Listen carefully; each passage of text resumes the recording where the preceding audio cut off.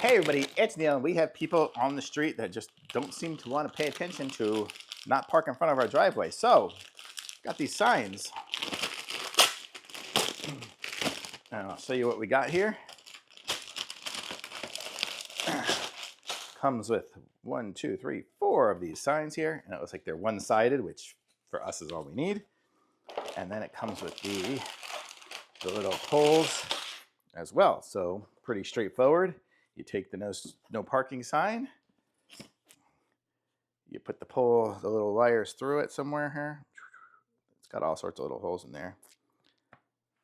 And I'm doing this with cameras in my eye, so it's a little more difficult than hopefully you will experience. There.